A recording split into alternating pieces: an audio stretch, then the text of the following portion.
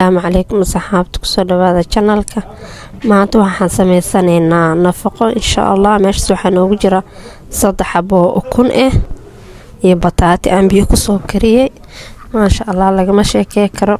bataatigu wuu bisil yahay soo jeedin waa soo fiiqanaynaa insha Allah bataatigeena waa kana waa soo fiiqanay qaandadaas qaadanaynaa waa jajabinaynaa dhamaantiis inkastoo soo saayid iskaga bisil yahay ما شاء الله دبك سفي عن لوجو سو كريه ساسن دا دايدا قاندada wuu iska jajabsamaa qaandada qaadanaysa soo ugu jajabinay ما شاء الله meeshaan waxa ku soo darsanay hilmaame hadalku ma jiree xabad bisbaas cagaar ay jab yaro maraq digaag saasa bataatiga dhan isku jajabinay isku dhaxgelinay marka hore qaanday ahayd laakiin markaan dambe qaanda ma aan gacana ku jajabinayna insha Allah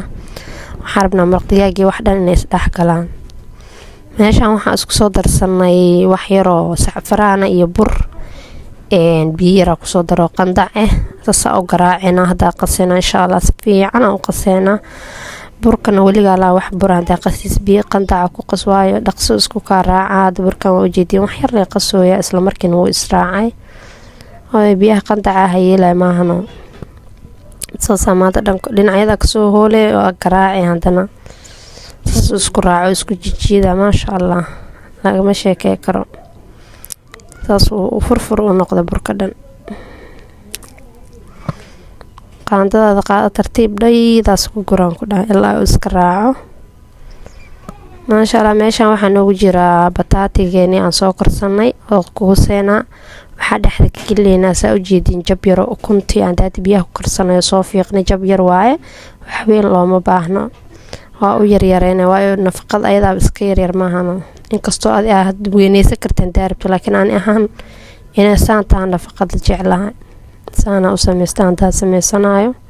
ma sha Allah waa kuuskuuseena burka soo dhaxgelinayna insha Allah waa kana anagoo soo diyaarsanay dhamaanteed oo burki soo dhaxgelinay insha Allah markaan dabka aadina saliideena saas u karkaroosa ilaahay nuguma dhaxridee ilaahay nafaqadaas nagama dhiga xabadi koowaad gelinayna kurideena insha Allah tii labaad birtaawada dhan hal mar ka buuxina waa iska yarta ma nafaqad waaweyn ma birtan xoogaa weyn tahay ma sha Allah waxaan ku dhahay hal mar ayadan hore noogu diyaarsaneed maahano hal mar ku wada gureyna oo jeedin saliid kuleelna maaha qabowna maaha